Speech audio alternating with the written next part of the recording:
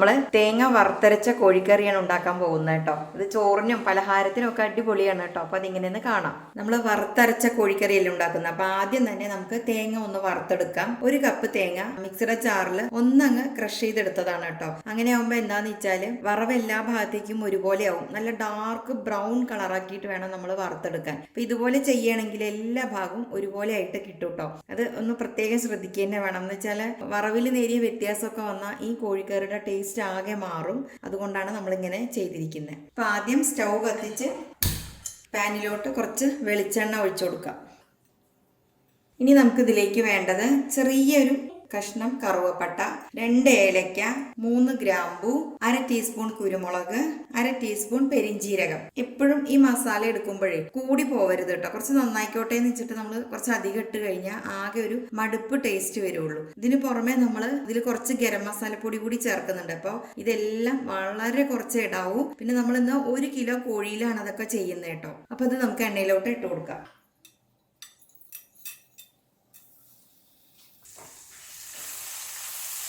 ഒന്നങ്ങ് മൂത്ത് വരണം കേട്ടോ.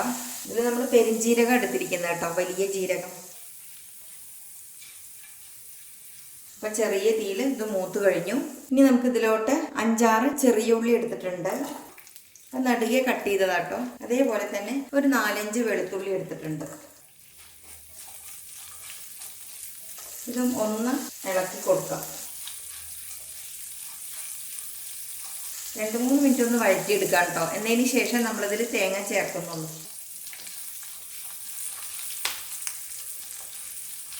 ഇത്രയും മതി. ഏകദേശം 1-2 മിനിറ്റ് നമ്മളിതൊന്ന് ഇളക്കി കൊടുത്തു. ഇനി നമുക്ക് തേങ്ങ ചേർക്കാം.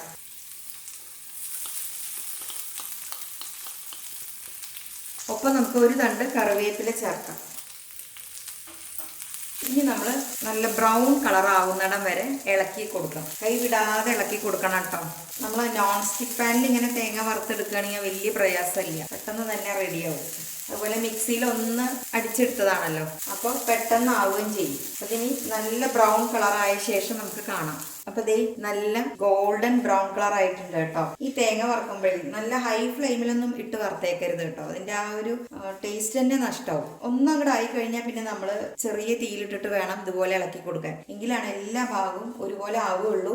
ഈ കറി നല്ല ടേസ്റ്റും ഉണ്ടാവുള്ളൂ കേട്ടോ. ഇനി നമുക്ക് ഗ്യാസിന്റെ ഫ്ലെയിം ഒന്ന് സിമ്മിലാക്കാം. ഇത്ര നേരം ഒരു മീഡിയം ടു ലോയിലാണ് കിടന്നിരുന്നത് കേട്ടോ. ഇനി നമ്മൾ ഗ്യാസിന്റെ ഫ്ലെയിം സിമ്മിലോട്ടാക്കിയ ശേഷം പൊടികൾ ചേർക്കാം. നിറച്ച 1 ടേബിൾ സ്പൂൺ മല്ലിപ്പൊടി എടുത്തിട്ടുണ്ട്. ഓരോരുത്തരുടെയും എരിവിന് ആവശ്യമായ മുളക് പൊടി ചേർത്ത് കൊടുക്കാം. 2 ടീസ്പൂൺ എടുത്തിട്ടുണ്ട് കേട്ടോ.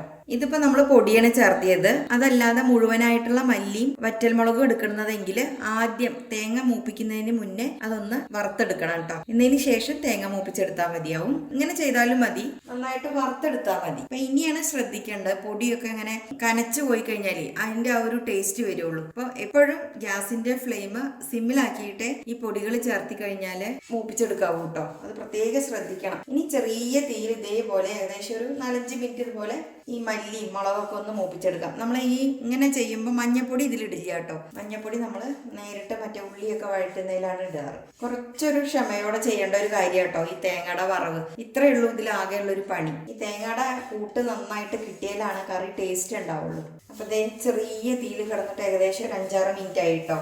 നന്നായിട്ട് മൂത്ത് വരണം മല്ലിപ്പൊടി മുളക് പൊടിയൊക്കെ. എന്നാൽ കരിഞ്ഞു പോവരുത് കേട്ടോ. അപ്പൊ ഒരു ടേസ്റ്റ് വ്യത്യാസം വരുള്ളൂ, കനച്ചു പോവരുത്. അതാണ് ഗ്യാസിന്റെ ഫ്ലെയിം കൂടെ ഞാൻ പറയണം കേട്ടോ, സിമ്മിലേ ഇടാവൂന്ന്. ഇത്രയും മതി. ഇനി നമുക്ക് ഗ്യാസ് ഓഫ് ചെയ്യാം. എന്നതിന് ശേഷം നല്ലപോലെ ചൂടാറിയിട്ട് ആവശ്യത്തിനുള്ള വെള്ളവും ഒഴിച്ച് നല്ല ഫൈനായിട്ട് അരച്ചെടുക്കണം. അപ്പൊ ഇത് പുറത്തോട്ട് വയ്ക്കാം. ഇനി ഇത് അരച്ചെടുത്തിട്ട് കൊണ്ടുവരാം കേട്ടോ. അപ്പോഴേക്കും നമുക്ക് ബാക്കി പരിപാടി നോക്കാം. ഇനി നമുക്ക് സ്റ്റൗ കത്തിച്ച് നമ്മൾ മൺചട്ടിയിലാണെന്ന് വറുത്തരച്ച കോഴിക്കറി ഉണ്ടാക്കാൻ പോകുന്നത് കേട്ടോ. അപ്പോൾ ഇനി നമ്മൾ ഇതിലോട്ട് ചേർക്കാൻ പോകുന്നത് അത്യാവശ്യം വലിപ്പമുള്ള ഒരു വലിയ സവോള അതുപോലെ നീളത്തിൽ തിന്നായിട്ട് സ്ലൈസ് ചെയ്തത്, കുറച്ച് കറിവേപ്പില, 2 പച്ചമുളക്, ഇഞ്ചി വെളുത്തുള്ളി ഒന്ന് ക്രഷ് ചെയ്തെടുത്തത് കേട്ടോ. ഏകദേശം ഒരു 5-8 വെളുത്തുള്ളിയും ചെറിയൊരു കഷ്ണം ഇഞ്ചിയും കൂടി ഇതുപോലെ ക്രഷ് ചെയ്തെടുത്തത്. അപ്പൊ ചട്ടി ചൂടായി, ഇതിലേക്ക് ആവശ്യത്തിനുള്ള വെളിച്ചെണ്ണ ഒഴിച്ചു കൊടുക്കാം. അപ്പോൾ ഇതേ എണ്ണ ചൂടായി. ഇതിലേക്ക് ആദ്യം ഇഞ്ചി വെളുത്തുള്ളി പേസ്റ്റ് ചേർക്കാം. പച്ചമുളക് ഒന്നങ്ങ് ഇളക്കി കൊടുക്കാം.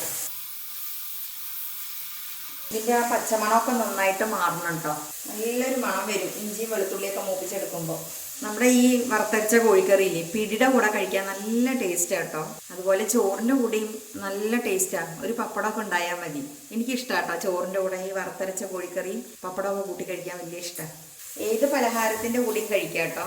കൂടുതൽ ഇങ്ങനെ നാടൻ വിഭവങ്ങളൊക്കെ ഇല്ലേ, ഇടിയപ്പം അങ്ങനെയുള്ളതിൻ്റെ ഒക്കെ കൂടെ കഴിക്കാനാണ് എനിക്ക് കൂടുതൽ ഇഷ്ടമായിട്ട് തോന്നിയത് കേട്ടോ. പിന്നെ ഓരോരുത്തർക്കും ഓരോ ഇഷ്ടങ്ങളല്ലേ. അപ്പോൾ അതേ ഇഞ്ചി വെളുത്തുള്ളിയൊക്കെ എണ്ണയിലൊന്ന് മൂത്ത് കഴിഞ്ഞു. ഈ ടൈമിൽ നമുക്ക് ഇതിലോട്ട് അരിഞ്ഞു വെച്ചിരിക്കുന്ന സവോള ചേർക്കാം. കുറച്ച് ഉപ്പ് കൂടെ ചേർക്കാം. ഈ നന്നായിട്ടൊന്ന് വഴറ്റിയെടുക്കാം. എപ്പോഴും ഈ മൺചട്ടിയിൽ കോഴിക്കറിയൊക്കെ ഉണ്ടാക്കുമ്പോൾ അടുക്കി പിടിക്കാതെ നോക്കണം കേട്ടോ. അതുപോലെ ചെറിയ തീയിലിട്ടിട്ട് തന്നെ കോഴി വേവിച്ചെടുക്കണം, അല്ലാന്നുണ്ടെങ്കിൽ അടുക്കി പിടിക്കും. പിന്നെ പറഞ്ഞിട്ട് ഒരു കാര്യമില്ല. മൺചട്ടിയിൽ വെക്കുമ്പോൾ അങ്ങനെ ഒരു കുഴപ്പമുണ്ട്. നമ്മളിങ്ങനെ ഇളക്കിക്കൊണ്ട് നോക്കിക്കൊണ്ട് തന്നെ ഇരിക്കണം. നാടൻ കറികൾ എപ്പോഴും ഇങ്ങനെ ആ നാടൻ രീതിയിൽ വെക്കുമ്പോഴേ അതിനൊരു പ്രത്യേക ടേസ്റ്റ് അല്ലേ. അതുകൊണ്ടാണ് നമ്മളിന്ന് മൺചട്ടിയൊക്കെ എടുത്തിട്ട് ഉണ്ടാക്കുന്നത്.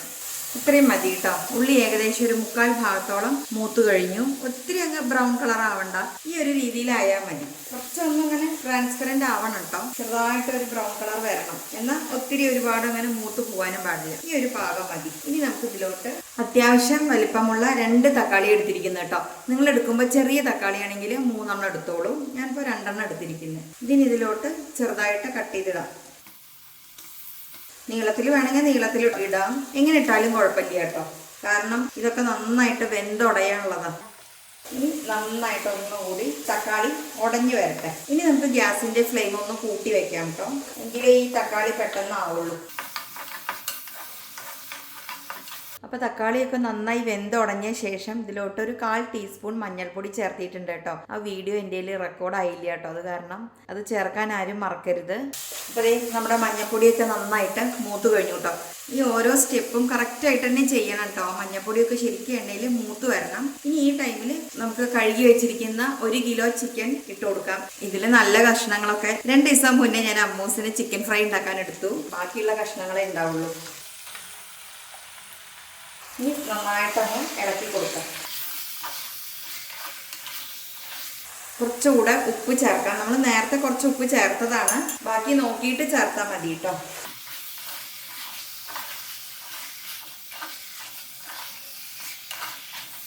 ഇനി നമുക്ക് ഗ്യാസിൻ്റെ ഫ്ലെയിം സിമ്മിലാക്കാം.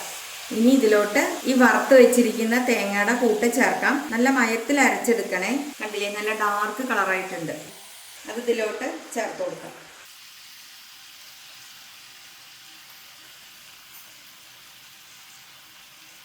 ഇതെല്ലാം കൂടെ ഒന്ന് ഇളക്കി കൊടുക്കാം.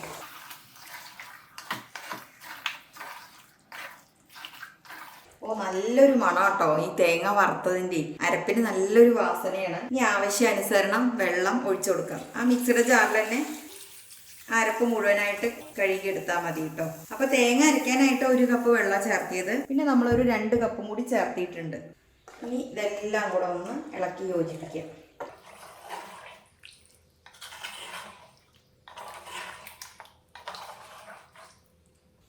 ഉപ്പൊക്കെ കറക്റ്റാണോ നോക്കാം. ഉപ്പെല്ലാം കറക്റ്റാട്ടോ. ഇപ്പം എല്ലാം പാകമാണ്. ഇനി ശ്രദ്ധിക്കേണ്ട ഒരു കാര്യം എന്ന് വെച്ചാൽ ചെറിയ തീയിലിട്ടിട്ട് നമുക്ക് ഇത് അടച്ചു വെച്ചിട്ട് ഏകദേശം ഒരു 1/2 മണിക്കൂർ എന്തായാലും വേണം കുക്ക് ചെയ്തെടുക്കാം. എങ്കിലാണ് ഈ കറി ടേസ്റ്റ് ഉണ്ടാവുള്ളൂ കേട്ടോ. പെട്ടെന്ന് അങ്ങ് ഹൈ ഫ്ലെയിമിലിട്ടിട്ട് എടുപിടിയെന്ന് ഉണ്ടാക്കി കഴിഞ്ഞാൽ ആ ചിക്കനിലേക്ക് ആ കറക്റ്റ് ടേസ്റ്റ് ഒന്നും കിട്ടില്ല കേട്ടോ. അപ്പോൾ നമുക്കിനി അടച്ചു വെക്കാം ചെറിയ തീയിൽ. ഇതിനി വെന്ത ശേഷം കാണാം. അതുപോലെ ഇടയ്ക്കിടയ്ക്ക് ഒന്ന് തുറന്നിട്ട് ഇളക്കി കൊടുക്കണം കേട്ടോ, അല്ലാന്നുണ്ടെങ്കിൽ അടുക്കി പിടിക്കും. മൺചട്ടിയിലല്ലേ നമ്മൾ വെക്കുന്നത്, എപ്പോഴും ശ്രദ്ധിക്കുക തന്നെ വേണം. എനിക്ക് ഇങ്ങനെ ഒരു പ്രാവശ്യം ഉണ്ടായിട്ടുണ്ട്. ഈ മൺചട്ടിയിൽ വെക്കുമ്പോഴേ പെട്ടെന്ന് അടുക്കി പിടിക്കും. അപ്പോൾ നമ്മൾ ഇടയ്ക്ക് കൊടുത്തുകൊണ്ടിരിക്കണം. അതുകൊണ്ടാണ് ഞാൻ കൂടെ ഇത് പറയണത്. അപ്പോൾ ദേ ചെറിയ തീയിൽ 1/2 മണിക്കൂറായി. നമ്മുടെ ചിക്കനൊക്കെ നന്നായി വെന്തിട്ടുണ്ട് കേട്ടോ. ഞാൻ ഇടയ്ക്കിടയ്ക്ക് തുറന്ന് ഇളക്കി കൊടുക്കണുണ്ടായിരുന്നു. ദേ കണ്ടില്ലേ, നല്ലൊരു മണവും വരുന്നുണ്ട്. ഇനി ഇതിൽ ഗരം മസാലപ്പൊടി വേണമെങ്കിൽ ചേർത്തിയാൽ മതി കേട്ടോ, ഒരു നിർബന്ധമില്ല. മസാലയുടെ ഒരുപാട് ഇങ്ങനെ മുന്നിട്ട് നിൽക്കണ ഒരു ടേസ്റ്റ് വേണ്ടാന്ന് വെച്ചിട്ടാണ് ഞാനിപ്പോൾ ഇതിൽ ചേർക്കുന്നില്ല കേട്ടോ. നമ്മളല്ലാതെ തന്നെ പട്ടയും ഗ്രാമ്പും ഏലക്കൊക്കെ ചേർത്തിട്ടുണ്ട്, അത് തന്നെ ധാരാളമാണ്. ഇനി കുറച്ചും കൂടി വേണം, ചിലർക്ക് കൂടുതൽ മസാല വേണം തോന്നുകയാണെങ്കിൽ ചേർത്താം. ഇതിപ്പോൾ നാടൻ രീതിയിലല്ലേ നമ്മൾ വെക്കുന്നത്, അപ്പം ഇങ്ങനെ മതി. ഇനി നമുക്കത് വറവിടാം. ഇപ്പുറത്തോട്ട് മാറ്റാം. ഇനി ഇതിലോട്ട് ഒരു ചീനച്ചട്ടി വെക്കാം. ചട്ടി നന്നായിട്ട് ചൂടായി കഴിയുമ്പോൾ വറവിനാവശ്യമായ എണ്ണ ഒഴിച്ചു കൊടുക്കാം. ഒരു 8-10 ചെറിയ ഉള്ളി ഇതുപോലെ ചെറുതായിട്ട് കട്ട് ചെയ്തത്, കുറച്ച് കറിവേപ്പില, കുറച്ച് തേങ്ങാക്കൊത്ത്, 2-3 വറ്റൽമുളക്. ഇത്രയാണ് നമ്മൾ ഈ വറവിന് എടുക്കുന്നത് കേട്ടോ. എണ്ണ ചൂടായി കഴിയുമ്പോൾ നമുക്ക് കുറച്ച് കടുക് ചേർക്കാം. 1 ടീസ്പൂൺ ചേർത്തിട്ടുണ്ട്.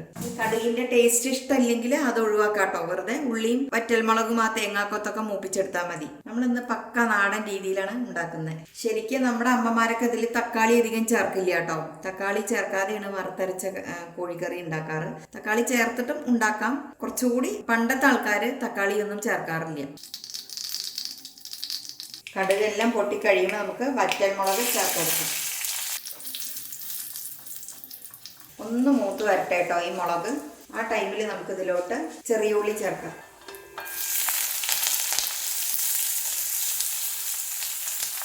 ഒപ്പം കറിവേപ്പില കൂടി ചേർക്കാം. നമുക്ക് പകുതി മൂക്കുമ്പോൾ നമുക്ക് തേങ്ങാക്കൊത്ത് ചേർക്കാം.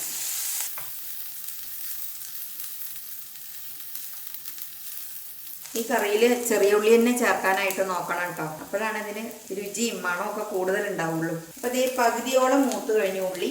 ഇനി നമുക്ക് ഈ തേങ്ങാക്കൊത്ത് കൂടി ചേർക്കാം. അത് ഓരോരുത്തരുടെ ഇഷ്ടത്തിനനുസരിച്ച് ചേർക്കാം കേട്ടോ. കുറച്ചധികം ചേർക്കണമെങ്കിൽ കൂടുതൽ ചേർക്കാം. ഞാനിപ്പോൾ ഒരു 5-6 പീസസേ എടുത്തിട്ടുള്ളൂ കേട്ടോ. എന്താണെന്ന് വെച്ചാൽ ഇവിടെ വലിയ ഇഷ്ടമൊന്നുമില്ല തേങ്ങാക്കൊത്ത് ഒരുപാട് ചേർത്തിയത്.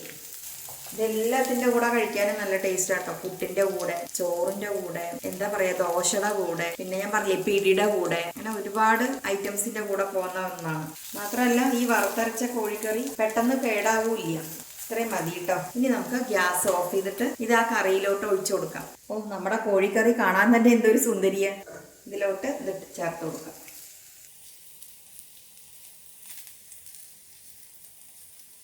കുറച്ച് ഞാൻ മാറ്റി വെച്ചിട്ടുണ്ട് കേട്ടോ. അത് ഗാർണിഷ് ചെയ്യുമ്പോൾ ഇടാൻ വേണ്ടിയിട്ട്, അല്ലെങ്കിൽ ഫോട്ടോയ്ക്ക് ഒരു ലുക്ക് ഉണ്ടാവില്ല. അപ്പം ഇത്രയേ ഉള്ളൂ. ഇതേ കണ്ടില്ലേ, നല്ല കുറുകിയ ചാറോട് കൂടിയ, എന്നാൽ ഒരുപാട് തിക്നെസ് ഒന്നും ഇല്ല കേട്ടോ. ആവശ്യത്തിനുള്ള തിക്നെസ് തന്നെ ഉള്ളൂ. നല്ല മണമാണ്. വറുത്തരച്ച കോഴിക്കറി പറയുമ്പോൾ ഒരു പ്രത്യേക മണമാണല്ലോ. ഇതിൽ 2 കാര്യം ശ്രദ്ധിക്കാനുള്ളൂ.